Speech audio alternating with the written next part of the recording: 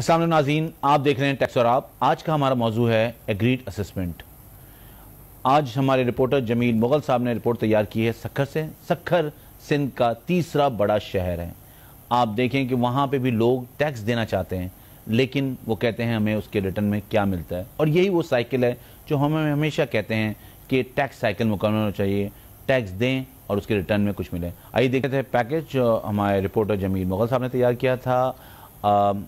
आज का जो हमारा मौजू है वो एग्रीड असेसमेंट है, लेकिन उससे पहले हम बात करेंगे इनकम टैक्स ऑर्डिनेंस 2001 की। जब ये प्रोमोगेट हुआ, जब ये लेजिस्लेट हुआ, उस वक्त यूनिवर्सल सेल्फ असेसमेंट स्कीम का कॉन्सेप्ट लेके आया गया और कहा गया कि universal self assessment scheme backed with strict audit.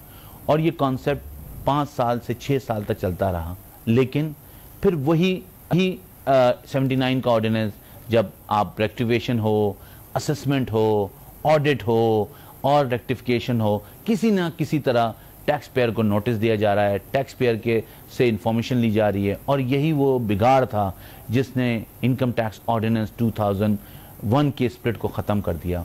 और ये वो ऑर्डिनेंस भी 79 की ऑर्डिनेंस की शेप में आ गया और लोगों को वही मसाइल फेस करने पड़ रहे थे कि हर रोज़ उनको कोई ना कोई नोटिस आ रहा होता था, जो कि इस इनकम टैक्स ऑर्डिनेंस की स्प्लिट नहीं थी और ना किसी भी टैक्स ऑर्डिनेंस की स्प्लिट होनी चाहिए।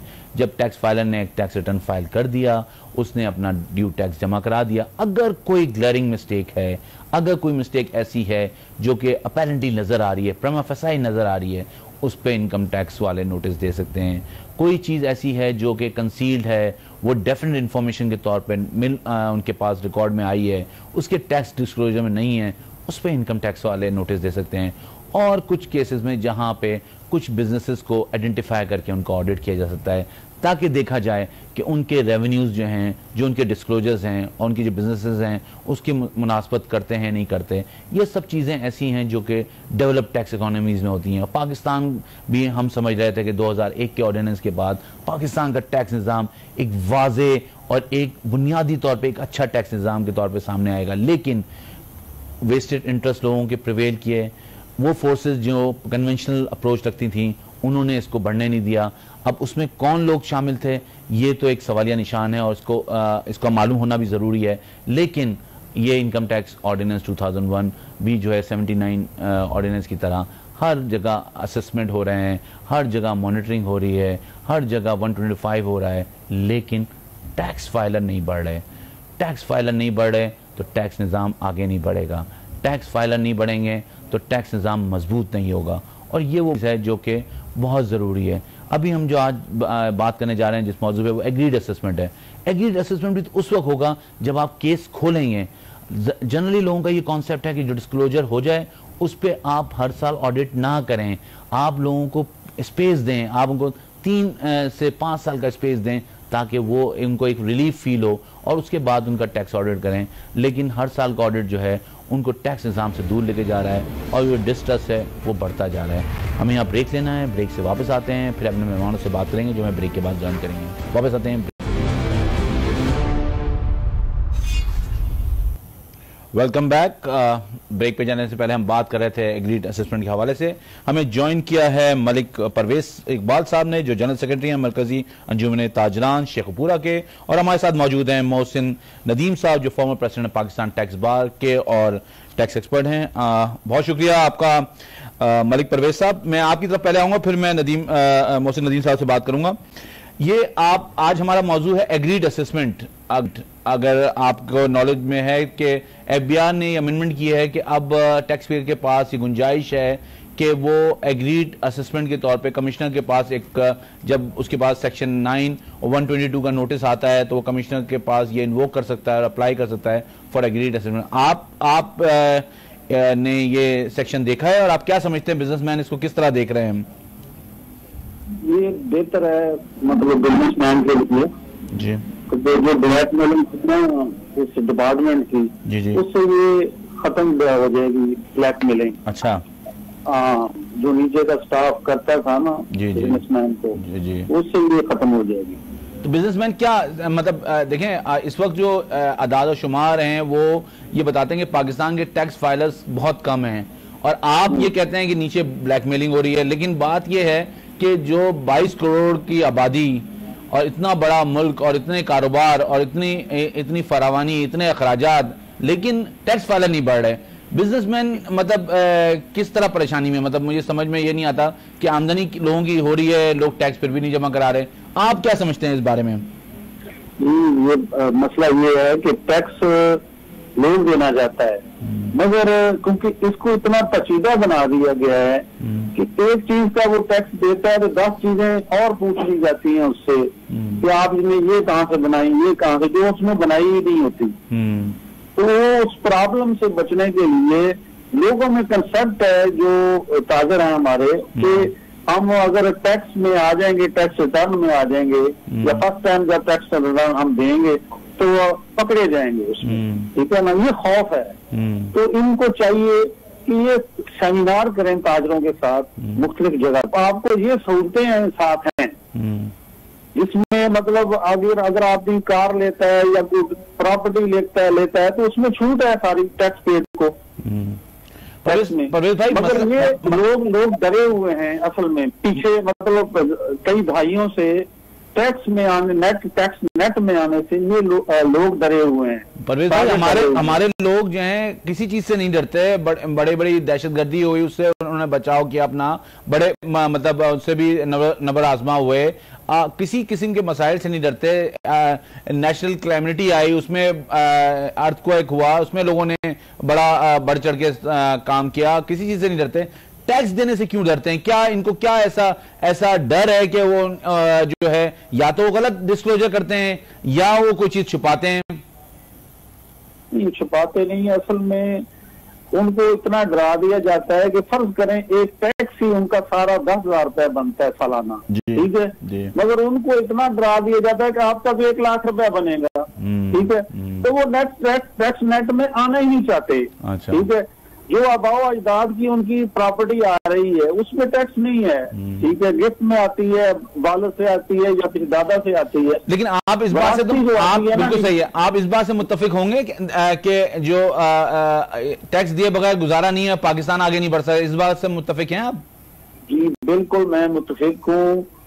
टैक्स नेट में आना चाहिए और इसमें अवेयरनेस पैदा करनी चाहिए डिपार्टमेंट। मैं आपकी तरफ वापस आता हूँ, अवेयरनेस पैदा नहीं करता। मोहसिन नदीम साहब से बात कर लूं, फिर आपकी तरफ वापस आता हूँ। मोहसिन भाई अस्सलाम वालेकुम।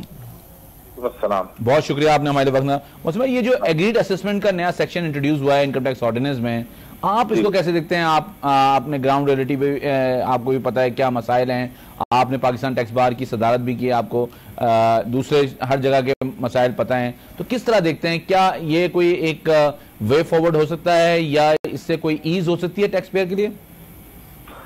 देखिए, मैं इसके 2 पहलुओं से बात करूंगा। पहला तो पहलू ये है कि जो एग्रीड असेसमेंट इन्होंने अब की ये सेक्शन ऐड किया है जी, इसका मतलब ये है कि जनाब टैक्स पेयर और टैक्स कलेक्टर एसपीआर दोनों बैठ जाएं और तय कर लें आपस में कि जनाब ये टैक्स मैं दूंगा, और वो कहे कि हाँ ठीक है इतना तुम टैक्स दे दो, तो हम जिस तुम्हारा केस को क्लोज कर देते हैं। ठीक है, इसमें 2 फायदे हैं जी। एक कि पहले जो होता था कि एसपीआर के ऑफिसर ने एक असेसमेंट कर दी, टैक्स गुजार फर्स्ट अपील में चला गया, फिर सेकंड में चला गया, फिर थर्ड में चला गया, कम से कम 15 साल बाद उसका फैसला हुआ कि सच्चा कौन था झूठा कौन था, और गवर्नमेंट को कलेक्शन नहीं आई।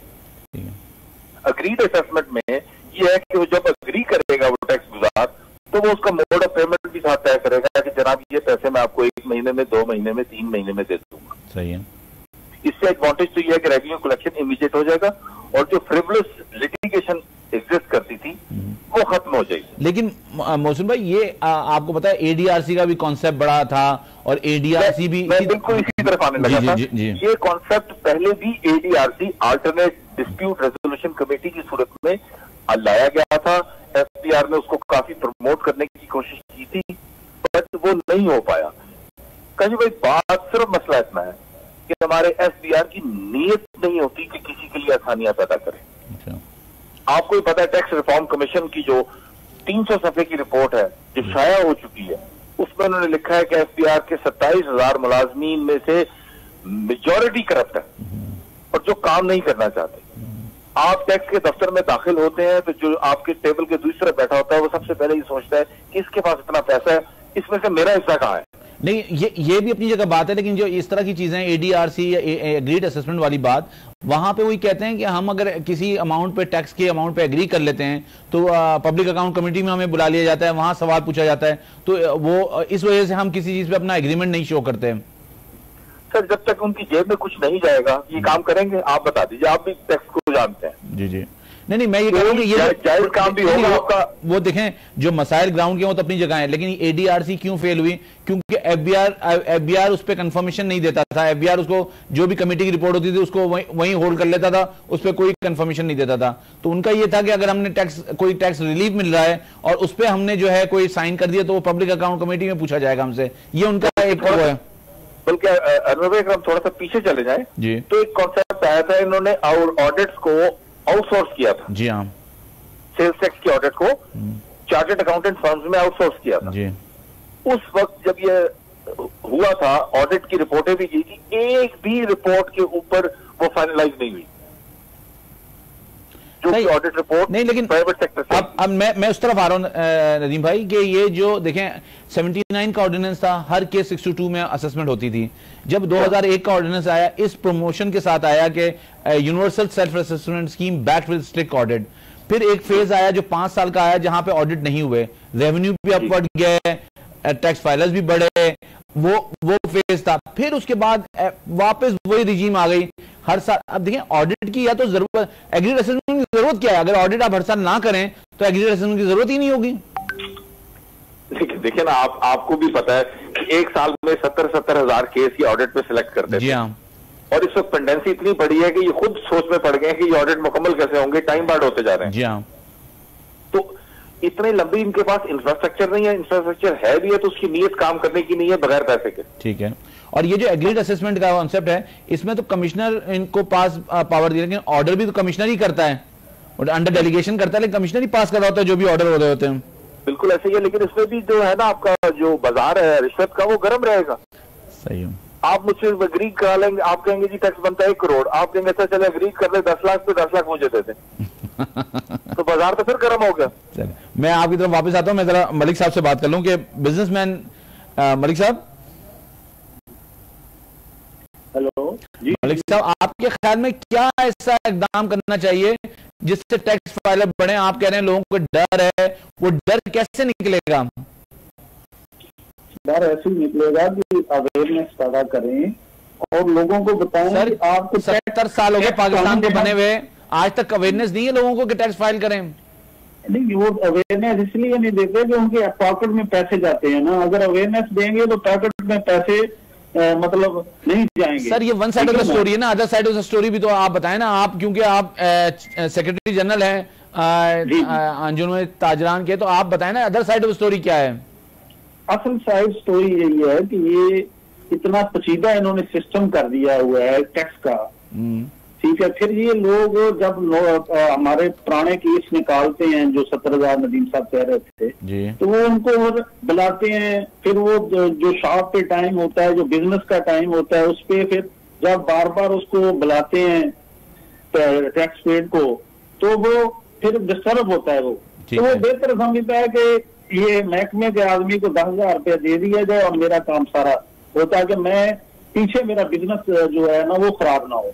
तो सबसे पहले तो ये है कि इसको पेचीदा जो सिस्टम है इसको आसान किया जाए और ये मतलब बिजनेस कम्युनिटी को साथ क्या आसानी होनी, क्या आप क्या समझते हैं, आप क्या समझते हैं सेल्फ असेसमेंट स्कीम लेके आनी चाहिए, जो रिटर्न फाइल कर दिया है वो एक्सेप्ट हो जाए, ऑडिट ना हो, क्या आप प्रपोज करते हैं?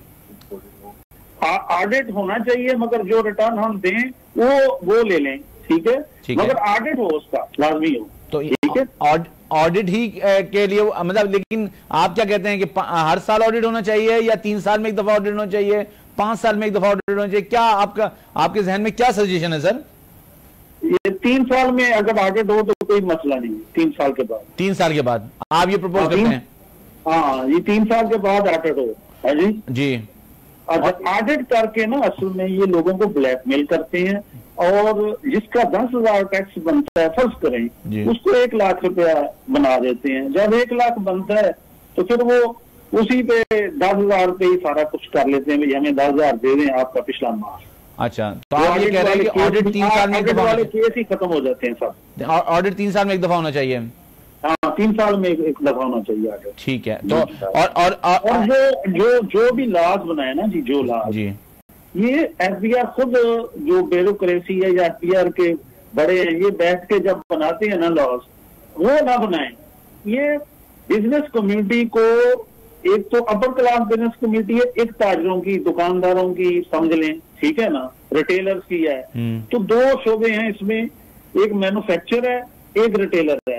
तो इन दोनों की कमेटीज जो हमारी अंजुमन ताजरान है, इसी तरह दूसरे हैं बड़े जो मैन्युफैक्चर हैं, इन सबको बुला के इनकी कमेटीज बना के फिर लॉस बनाए। तो आप ये कह रहे हैं कि जो टैक्स फाइलर्स हैं, टैक्स पेयर्स हैं, उनको ऑन बोर्ड लेके, मैन्युफैक्चरर अलग, रिटेलर अलग, उनको लेके आप जो है लॉ बनाएं।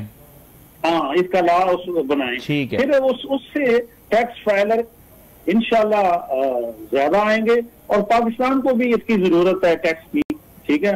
मगर क्योंकि अब हम भी कहते हैं तो लोगों के जेहन में यही खौफ है कि हम फंस ना जाए कहीं, हम फंस ना जाए कहीं। ठीक है। चलिए, मैं जरा मोहसिन साहब से बात कर लूं।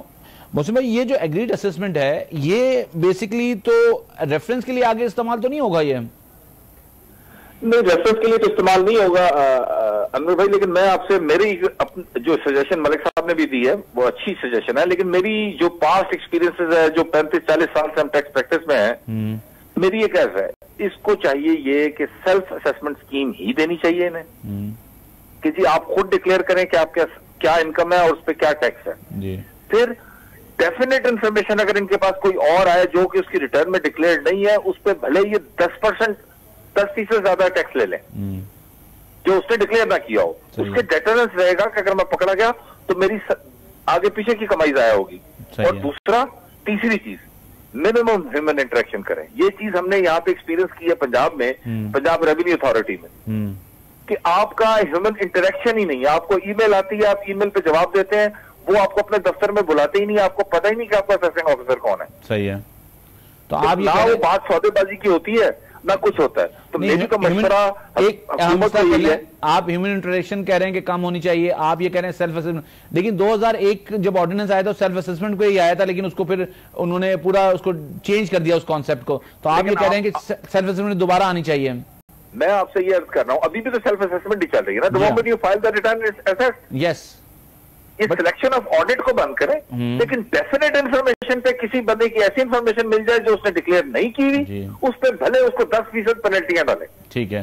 नहीं, 10% उस पर अगर डेफिनेट इंफॉर्मेशन है और कंसीलमेंट है कोई, तो वो तो फिर 100% पेनल्टी और 100% टैक्स। मैं तो कह रहा हूं 100% से भी नहीं, 1000% डालें उसको, ताकि वो एक इबरत का निशान बने। ठीक है। और वो भी जो पेनल्टी डाले वो भी थ्रू ईमेल ही डाले, कोई ह्यूमन इंटरेक्शन ना हो, सौदेबाजी बैठ के हो जाए। ठीक है। तो लेकिन ये जो पूरा ऑडिट का सिलसिला शुरू हुआ है, ये आप समझ रहे हैं कि ये खत्म होना चाहिए? नहीं, ये तो फ्रिवलस है यार, ना इनकी कैपेसिटी है ये इतने ऑडिट करने की, और इसमें भी ह्यूमन इंटरेक्शन है, जो भी मलिक साहब कह रहे हैं, बुला के जलील करते हैं। एक ऑडिट, मैं आपको अपना जाती एक्सपीरियंस बता रहा हूँ, आप भी प्रैक्टिस में है जी, कि आपको उनको जब पता लगता है ऑडिट शुरू करते हैं, वो जब उनको पता लगता है इस ऑडिट में कुछ नहीं है, वो उसका फैसला ही नहीं करते भाईजान जी। जिसमें उनको पता लगता है कुछ पकड़ा गया है, हमें कुछ मिलेगा, उसके पीछे चढ़ जाते हैं। और ये कि ऑडिट भी 3 है ना, 177 है, फिर 125 है, फिर 161 है। मतलब आदमी कहाँ कंप्लायंसेस करें? हम तो सारा वक्त कंप्लायंस में, बिजनेसमैन फंसा हुआ है। ठीक है। तो आप ये समझते हैं कि ये है नोटिस को रोकने का यही तरीका हो सकता है, सेल्फ असेसमेंट स्कीम लाई जाए? और ऑडिट क्या आप क्या समझते हैं, 3 साल में होना चाहिए, 5 साल में होना चाहिए? सर, ऑडिट नहीं होना चाहिए, ऑडिट की जरूरत नहीं है। आपके पास अगर कोई डेफिनेट इंफॉर्मेशन आती है, देखें अभी भी आप जान गए हैं काफी चीजें इंटरलिंक हो गई। लेकिन डेवलप टैक्स इकोनॉमी में भी ऑडिट होते हैं सर, वो आप रैंडम बेसिस पे पिक कर लें, लेकिन उसकी क्वांटिटी वो रखें जो आप कर सकते हो। ठीक है। 10,000 नहीं सेलेक्ट करें, 10,000 सेलेक्ट नहीं करें। हाँ, इतने ऑडिट सेलेक्ट करते हैं जो इनसे ह्यूमनली होते ही नहीं है। ठीक है। तो वो करें जो प्रैक्टिकली पॉसिबल हो, प्रैक्टिकली, और उसमें बिल्कुल देखें। और आप क्या समझते हैं कि टैक्स रेट हमारे यहाँ सही है या इसको कम होना चाहिए? टैक्स रेट का कोई इशू नहीं है। देखें, बिजनेसमैन एज अ बिजनेसमैन आप दुकान पे जाते हैं, आप ये देखते हैं, या रेस्टोरेंट में खाना खाने जाते हैं, तो आप ये देखते हैं मेरी वैल्यू फॉर मनी क्या है। ठीक है, कि मैंने यार इतने पैसे दिए, होटल में बैठ के खाना खाया, फलानी चीज खाई है, क्या इसकी पैसे बनते थे? अब हमारे यहाँ तो भाईजान सिर्फ टैक्स जाता है, हमें तो उसके टैक्स के जवाब में कुछ भी नहीं मिलता। ठीक है, इलाज हमने खुद कराना है, बच्चों को हमने खुद पढ़ाना है, सिक्योरिटी घर की हमने अपनी खुद बंदोबस्त करनी है। एक आज आके हमें पासपोर्ट मिलता है या शनाख्ती कार्ड मिलता है। ठीक है जनाब, आपको बहुत मौके आ गया। बहुत thank you very much Mohsin Nadeem sahab, tax expert, former president Pakistan tax bar association हमारे साथ मौजूद थे। हमारे साथ मौजूद थे परवेज इकबाल साहब शेखुपुरा से, और बिजनेस कम्युनिटी को रिप्रेजेंट कर रहे थे। उन्होंने बताया कि बिजनेसमैन टैक्स देना चाहता है, लेकिन वो कंप्लायंसेस से जो है वो नाला है, और वो समझते हैं कि कंप्लायंसेस कम से कम होनी चाहिए। दोनों हमारे मेहमानों ने कहा कि सेल्फ असेसमेंट स्कीम को वापस इन्फोर्स होना चाहिए, और जहां डेफिनेट इंफॉर्मेशन है वो जो है उस पर FBI को काम करना चाहिए। उसके अलावा FBI जो है सिर्फ मॉनिटरिंग करे या वॉच डॉग का काम करे, अदरवाइज जब डेफिनेट इंफॉर्मेशन है तो वहाँ पे जिसके खिलाफ जो कानूनी कार्रवाई है वो उसको करनी चाहिए। हमें ब्रेक लेना है, ब्रेक से वापस आते हैं, फिर हम आपके सवालों के जवाब देंगे। वापस आते हैं ब्रेक के बाद।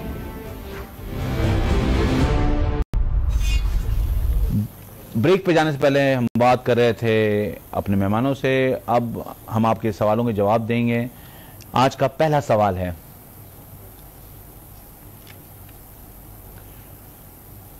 टू 140 में ऑटोमेटिक सिलेक्शन विड्रॉ कर लिया गया, लेकिन उन्हीं केसेस में दोबारा ऑडिट के नोटिस क्यों इशू किए गए हैं?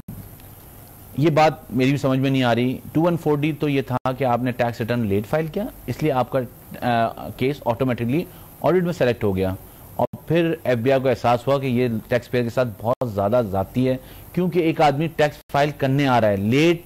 मैं समझता हूं कि ये बात भी सही है कि लेट नहीं करना चाहिए, हमें विद इन ड्यू डेट करनी चाहिए, लेकिन वो कहते हैं कि देर आए दुरुस्त आए, तो फाइल करने आ रहा है तो उनको ऑडिट में केस सेलेक्ट ना हो, तो FBI ने पहले 214E के जरिए, फिर उसके बाद 214D को के जरिए उन्होंने उसको लॉ को भी ओमिट कर दिया, और फिर केसेस को विड्रॉ कर दिया जो पिछले सालों के केसेस सेलेक्ट हुए थे। लेकिन अब उन्हीं केसेस में 177 के नोटिस आ रहे हैं और उनको सेलेक्ट किया जाए ऑडिट के लिए, तो मेरे ख्याल में ये मुनासिब नहीं होगा। ये अगेन एक टैक्स पेयर और फाइलर और FBI के दरमियान जो गैप है उसको और ब्रॉडन करेगा, तो मेरे ख्याल में इसको कम करना चाहिए। और ये अगर केसेस कोई विड्रॉ हो गए हैं तो ज़रूरी नहीं कि उनके केसेस को ऑडिट में किसी भी तरह उनको ऑडिट किया जाए, उनको एक रिलीफ दिया जाए। अगले साल में जो भी अगर उनका केस सेलेक्ट होता है या किसी तरह भी उनको कोई उनके खिलाफ कोई कार्रवाई होती है वो अपनी जगह हो, लेकिन उस साल में उनको एक रिलीफ दे दिया गया है, तो उसको रिलीफ को उनको लेटर इन स्पिरिट देना चाहिए। आइए आज देखते हैं आज का दूसरा सवाल। एग्रीड असेसमेंट के बाद टैक्स पेयर की क्या जिम्मेदारी है? एग्रीड असेसमेंट में जो मसाइल लोगों को जो दरपेश होते हैं वो ये कहते हैं कि बेस लाइन बन जाता है, एक हमारा एक ये बन जाता है कि जी हमने इस अमाउंट पे एग्री कर लिया, अब अगले सालों में अगर मेरे अमाउंट कम है, मेरा इनकम कम है, मेरी टैक्स कम है, तो उनको ये डर होता है कि FBI शायद इसको नहीं मानेगा, क्योंकि मैंने खुद पिछले साल में बिजनेस को एक अमाउंट पे एग्री किया था, एक टैक्स लायबिलिटी पे एग्री किया था। लेकिन बिजनेस में वेरिएशन होती हैं, बिजनेस में अप एंड डाउन होता है, कभी बिजनेस अप भी होता है, कभी बिजनेस डाउन भी होता है। तो ये टैक्स पेयर को या टैक्स फाइलर को ये एक अप्रहेंशन रहता है कि एग्रीड करने के बाद कल वो मेरे ही उस अमाउंट को जो मैंने एग्री किया हुआ पिछले सालों में उसी को बेस बनाते हुए अगले सालों को भी मेरे देखेंगे। तो ये एक उसको ये एक डर और ये खौफ रहता है, इसलिए लोग एग्रीड असेसमेंट की तरफ जाने से कतराते हैं। आइए देखते हैं आज का तीसरा सवाल। क्या मिनिमम टैक्स एडजस्टेबल है? बिल्कुल मिनिमम टैक्स एडजस्टेबल है, और जो एक नया जो कॉन्सेप्ट है कि जी मिनिमम टैक्स एक रिजीम है, मिनिमम टैक्स कोई रिजीम नहीं है। मिनिमम टैक्स वो टैक्स है जो आपका कम से कम टैक्स कटना चाहिए, कट गया वो रिजीम सिर्फ अब नॉर्मल टैक्स रिजीम है, और उसके अगेंस्ट आपका टैक्स एडजस्ट होना चाहिए। और जितनी भी आपकी टैक्स लायबिलिटी बनती है, अगर आपका 100 रुपये का टैक्स बनता है और आपका मिनिमम टैक्स जो है टैक्स कम से कम 5 रुपये कटा हुआ है, तो आप 100 रुपये का टैक्स बैलेंस बाकी दे के आप अपने टैक्स लायबिलिटी से डिस्चार्ज कर सकते हैं। लेकिन ये किसी तरह नहीं हो सकता कि अगर आपका टैक्स कम कटा है तो आप पूरे टर्नओवर पे मिनिमम टैक्स लें। ये मेरे ख्याल में ये इस मिनिमम टैक्स की स्प्लिट नहीं है। आइए देखते हैं आज का चौथा सवाल। FTR में टैक्स अदा करने के बाद आप ऑडिट से मुस्तस्ना होते थे, मगर मिनिमम टैक्स में ऐसा कोई फायदा नहीं है। यही बात है, FTR एक रिजीम थी, वहां पर एक इंसेंटिव था कि जी आप अपने टर्नओवर पे टैक्स दे दें, उसके बाद आपको जो है किसी किस्म का कोई ऑडिट नहीं होगा, किसी किस्म का कोई नोटिस नहीं आएगा। आप क्योंकि आप अपने टर्नओवर पर टैक्स दे रहे थे, आप अपनी इनकम पे टैक्स नहीं दे रहे थे, इसीलिए उसको रिजीम कहा जाता था कि फाइनल टैक्स रिजीम है। और यही मिनिमम टैक्स में नहीं है, क्योंकि मिनिमम टैक्स नॉर्मल टैक्स में असेस होंगे आप मिनिमम टैक्स देने के बाद आपका ऑडिट का नोटिस भी आ सकता है, आपका केस ऑडिट में सेलेक्ट हो सकता है, आपको किसी किस्म के भी जो कानून में नोटिस की गुंजाइश है वो अगर आपके केस पे अप्लाई करती है तो नोटिस इश्यू हो सकते हैं। लेकिन एफटीआर के केस में ऐसा नहीं होता था। आइए देखते हैं आज का 5वां सवाल। आईआरएस मिनिमम टैक्स लायबिलिटी क्यों ज्यादा दिखा रहा है? आईआरएस जो एफबीआई का पोर्टल है वो इसलिए दिखा रहा है कि वो मैक्सिमम टैक्स जो है उसमें आ जाए, जबकि वो लॉ की सही इंटरप्रिटेशन नहीं है, और वो इंटरप्रिटेशन लॉ की सही नहीं है, इसीलिए जो है लोगों के मसाइल आ रहे हैं, लोगों को टैक्स ज़्यादा बन रहा है उनको, और उनकी अपनी एक्चुअल लायबिलिटी से टैक्स ज़्यादा बन रहा है। इसीलिए लोग जो हैं टैक्स, बहुत से लोग टैक्स रिटर्न फाइल भी नहीं कर सके, और कुछ जगहों पे ये भी सजेशन है कि टैक्स रिटर्न में जो प्रॉब्लम है उसके लिए भी एफबीआई को अप्रोच किया गया कि उन रिटर्न्स को बेहतर किया जाए, और ये सही इंटरप्रिटेशन नहीं है लॉ की, जिसकी वजह से एफबीआई को कहा जा रहा है कि वो टैक्स रिटर्न को अकॉर्डिंगली उसको रीडिफाइन करें। पाकिस्तान का टैक्स निज़ाम जितना मजबूत होगा, पाकिस्तान का एक्सचेकर जो है उतना स्ट्रांग होगा, और अगर पाकिस्तान का एक्सचेकर बढ़ेगा, पाकिस्तान के एक्सचेकर में पैसा आएगा तो पाकिस्तान आगे बढ़ेगा। स्मगल गुड्स जो हैं वो ऐसी हैं जिनको सिर्फ आपको नो कहना है, वो आपको सस्ती तो मिलेंगी, वो आपको कम कीमत पे तो मिलेंगी, लेकिन वो लोग पाकिस्तान के इकोनॉमी से, पाकिस्तान की टैक्स निज़ाम से, पाकिस्तान के एक्सचेकर से मजाक कर रहे हैं। अगर आप अपना ड्यू टैक्स देना चाहते हैं तो आप जो आइटम्स जो हैं इंपोर्ट हुए हैं, ऑफिशियली इंपोर्ट हुए हैं, जो मैन्युफैक्चर हैं उनको ख़रीदें। वो आपको शायद महंगे लगें, लेकिन उसमें जो आप पैसे दे रहे हैं वो पाकिस्तान के एक्सचेकर में उसका टैक्स भी जाएगा, और इस तरह पाकिस्तान का टैक्स निज़ाम आगे बढ़ेगा। ये हमारी जिम्मेदारी है, जिस जिम्मेदारी को हमें पूरा करना है। हम बात करते हैं कि पाकिस्तान के लिए सब कुछ कर सकते हैं, तो पाकिस्तान के लिए एटलीस्ट हमें ये करना चाहिए कि स्मगल्ड आइटम को जो है ना उसको परचेज करने से खुद भी रोकें, दूसरों को भी रोकें।